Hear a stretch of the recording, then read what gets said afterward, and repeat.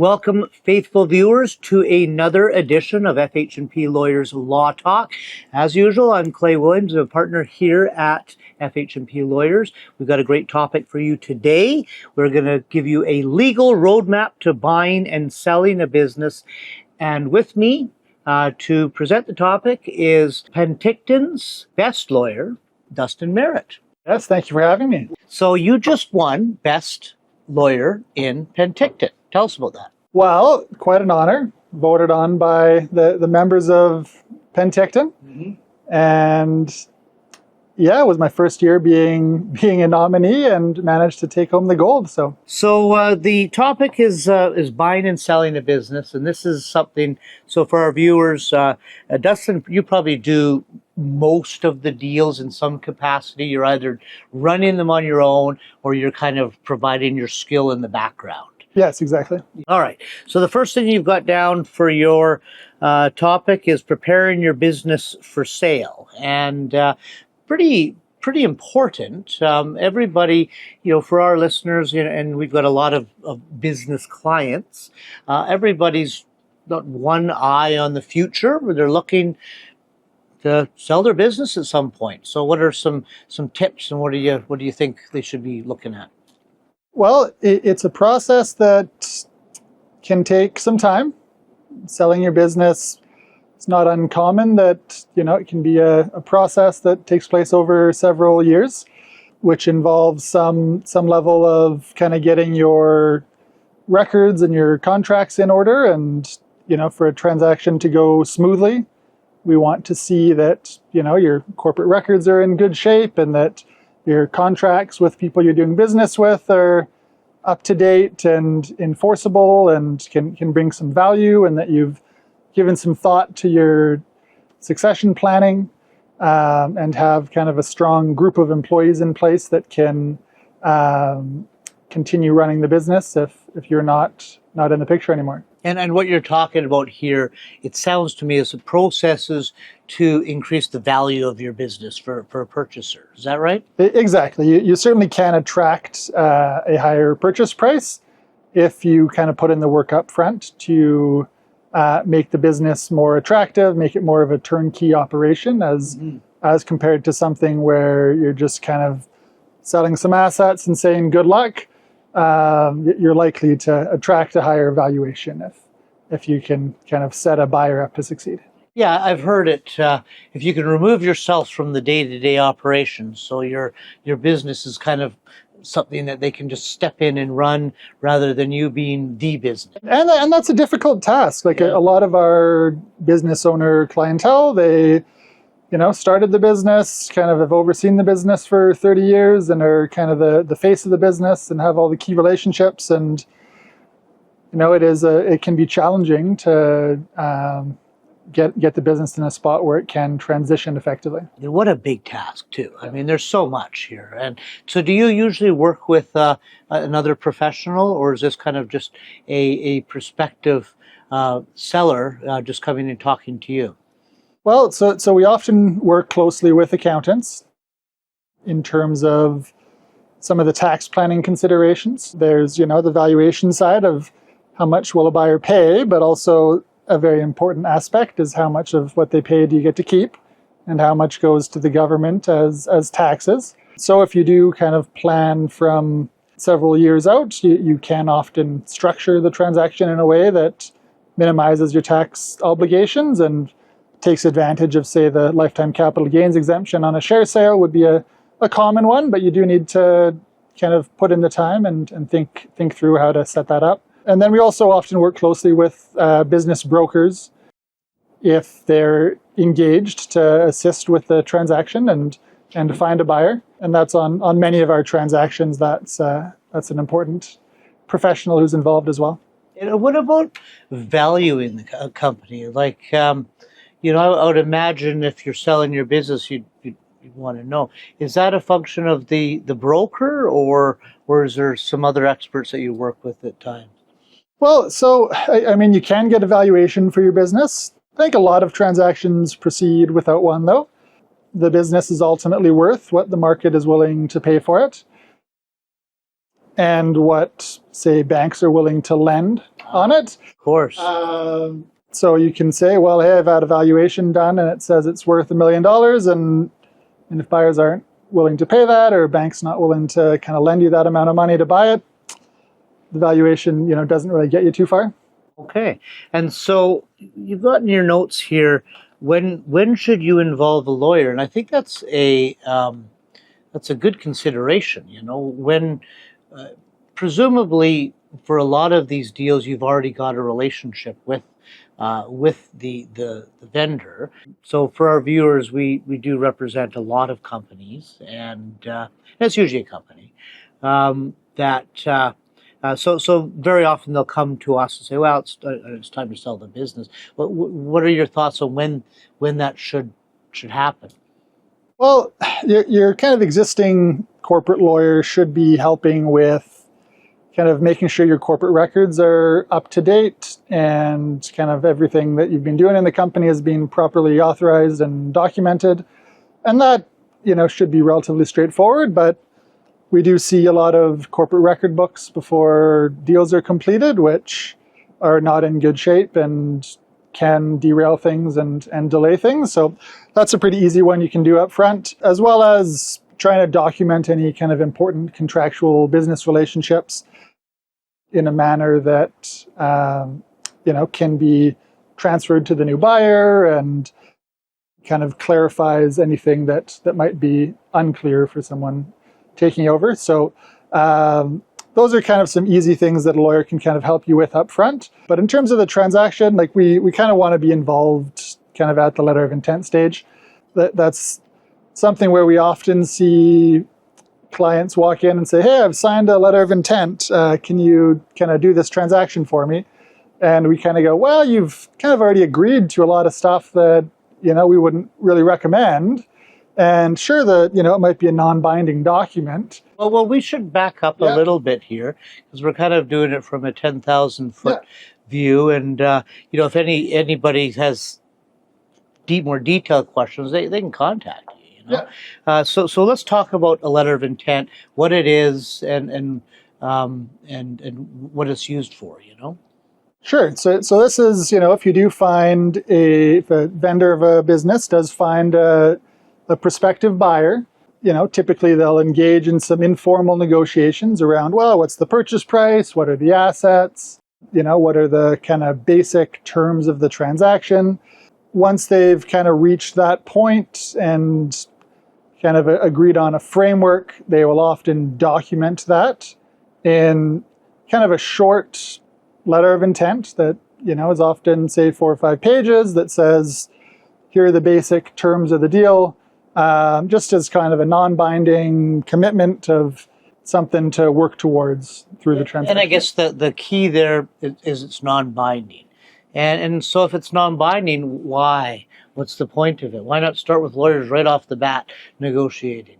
Well, so the difficulty is when clients sign a non-binding letter of intent without legal advice. You can't really walk back those terms very easily. So someone agrees to a really non-favorable term in the letter of intent. Sure, they might be permitted to get out of the deal and just not proceed. But if they want to go ahead with that buyer, typically the other party will hold them to whatever they've got in that letter of intent. So I do strongly prefer to have some legal input, at least a quick review of a letter of intent to provide that guidance. Yeah, so a letter of intent, as I understand it, you're going to try and agree in a non-binding way, but agree on the major terms of the agreement, so that when you get it to the lawyers, you're already starting in an advanced place. You're not starting to pay professional fees right off the bat like that. Yeah. We know, what the price is going to be. We know, hopefully after the due diligence, but we've agreed on a target price and certain other things like whether they're going to buy the whole company or just parts of it, that type of things. Yeah, there can be a lot of legal costs involved in, say, drafting a purchase agreement or some of the larger transactional documents. So before you expend kind of those funds, you want to make sure, is there actually a meeting of the minds on the basic details? So we want to make sure that it is non-binding, because you and I have both seen ones that people say, there's our LOI, there are binding contracts. And so I think that's pretty important. And the other thing is exclusivity periods. I've seen some clients come in with these massive exclusivity periods where they basically take their company off the market for a long period of time. But yeah. I mean, buyers, on the other hand, do want to know that you're not shopping it around if they are spending some money on drafting agreements or due diligence. But yeah, I'd usually see an exclusivity period of kind of 60 to 90 days in this market. If you're going much longer than that, there's a bit of a concern there. Okay, so the deal comes to you. You've got a letter of intent. Now what? Well, I mean, ideally, prior to the letter of intent being signed, I get involved. Okay. So, let's say we get a draft letter of intent, right? So we start with kind of, meeting with the client and discussing their rough concept for the deal and what they're hoping to achieve, and work through the letter of intent and kind of see how does this align with the terms that we often see in the marketplace. Is there anything in here that's really aggressive? Any kind of tweaks that we would want to make to kind of improve this for our client? If we're acting for a vendor, right, one of your kind of important decisions as well, are you selling the shares of a company or are you selling the assets of the company, right? And there are kind of important distinctions there, including, what's the tax bill, right? On a share sale, you can often do that in a manner that is going to be more tax efficient for a vendor, subject to, getting the accountants involved early as well. But a buyer often prefers to buy assets. You're not taking on as much liability, as much risk. And we could do a whole show on assets versus share sales, but there's options there. Right? Yeah. So you want to make sure, are you kind of choosing the right one? That's, kind of your fundamental building block of a business transaction as well. What are you actually buying or selling? And getting that right is an important one. And then otherwise, that tax piece that, we always do loop in the accountants, but there are plenty of kind of tax issues we see pretty frequently that, we try to steer clients around and make sure they're doing things in a manner that doesn't attract too many taxes and also kind of minimizes their potential risk, right? Okay, so we've kind of figured out how the deal's going to go, or how your client thinks the deal's going to go, and so what then? I mean, due diligence has got to happen at some point. Is that now? Yeah, due diligence is generally kind of pretty early in the process. I mean, we do want to kind of have some commitment from the parties that the deal is actually going to go ahead before you kind of spend the cost on due diligence. And you do want to have some sense of, well, where's the money coming from, right? How is this transaction being paid for? So the options we kind of see there are you have, people will go to a bank and try to get a loan to pay for a business. I find a lot of banks are pretty hesitant to lend much on business transactions. They just kind of struggle to lend on goodwill in particular. So like if there's like a bunch of equipment or land or, something that is kind of a hard asset that a bank can kind of evaluate, they're often willing to lend in those circumstances. If you're just kind of saying, well, this business, has a lot of goodwill and it's going to continue being successful in the future, banks are, often weary of that. So and the bank wants you to take, even if there are hard assets, they're not going to lend you all the money probably. Yeah. They're going to want you to have some of the risk as well. So of course. Yeah. Yeah, you need to have some skin in the game generally. How many times have we heard that term? Yes. Yeah, well, and banks, they actually vet deals pretty thoroughly. So if you are a purchaser of a business and, banks are giving you a hard time and saying, yeah, we're not lending on that, I mean, that can be a good sign that, maybe this is not the right transaction. They'll want to see people actually have industry experience for lending a lot of the time. They'll, do a bit of their own assessment of, well, is the business really worth that much money? So they can be a good kind of gut check on, is this something that's worthwhile? Okay, so now we're doing some due diligence, and you're working towards the agreement, and in your notes here you've got representations and warranties. What's that all about? That's something that you're working towards in the agreement, I take it. Yes, so kind of one of your major steps in a business transaction is going to be the purchase agreement. So an asset purchase agreement or a share purchase agreement, and this is where the lawyers are going to be quite involved in drafting that document and ensuring that their clients' interests are protected. So we spend a lot of time on kind of customizing the purchase agreement to fit the transaction and to kind of match what our clients are hoping to achieve. So representations and warranties in the purchase agreement are essentially a vendor is guaranteeing certain things about the business. So they're saying, okay, here's the financial statements, they're all true and accurate. Here's a list of all the contracts of the business that I'm going to transfer to you. Here's a list of all the employees of the business and what I'm paying them. So it's just kind of certain representations or guarantees from a vendor that kind of give you some certainty about the status of the company. And you've got a couple other things in here, holdbacks. Now, what is that? Well, I mean, if we're kind of acting for a purchaser, would generally be when we're asking for something like that. And it's often if there's a concern that there could be some liability in the company, or you might have a post-closing adjustment for something like working capital. And essentially, you'll pay most of the purchase price on closing, but you'll hold back, say, 5 or 10%, generally in a lawyer's trust account, and those funds are available if you discover a liability post-closing, or if there's a negative adjustment that you become aware of, or some issue with the business. It allows you to be made whole without having to go and sue the vendor for that after the deal closes. Okay. And so we're just here to kind of give everybody a flavor of selling a business. It's a pretty complex transaction. Is there any other tips and tricks you want to bring up? So yeah, a few come to mind. Kind of on the financing piece, we touched on kind of the bank financing. Mm-hmm. We do often see vendors are willing to provide some financing as well. So if that is a way we can kind of make these deals work, because you can have some bank financing, maybe the vendor, essentially doesn't get paid in full on closing, and you make some payments to them post-closing. So that is one way we see a lot of kind of private market deals come together. Mm-hmm.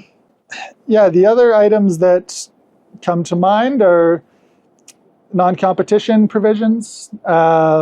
So if you're buying a business, you kind of want to know the vendor's not going to show up and compete with you and, go across town and start a competitor. Mm-hmm. It happens all the time, doesn't it? It does. Yeah. And people might think like, well, hey, I've heard non-competition agreements, those aren't really enforceable, why bother? But in a business sale context, they typically are enforceable. That's a good point to our listeners, because, non-competition agreements are enforceable when you're selling your business. So that's a good tip. And then the other one is, what are we doing with the employees? There's a lot of potential liability tied up in employment relationships. If you take over a business and there's some long-term employees, often people don't have employment agreements. If things don't work out and you need to terminate an employee post-closing, you can be looking at some pretty substantial severance obligations. So that's one that you need to navigate quite carefully. But a lot of the time, people really rely on those long-time employees to continue running the business, and they're integral in the business relationships and in kind of keeping things running smoothly. So most of the time, people taking over businesses are just kind of thrilled to have employees stick around and keep things running. But you do have to kind of protect yourselves if, for whatever reason, that transition isn't as smooth, and you need to kind of consider your other options. And the flip side of that is sometimes you need those employees. So sometimes we're also trying to negotiate retention Absolutely. bonuses Yep. and things as well. Yeah, and the other note is, kind of who are we selling a business to, right?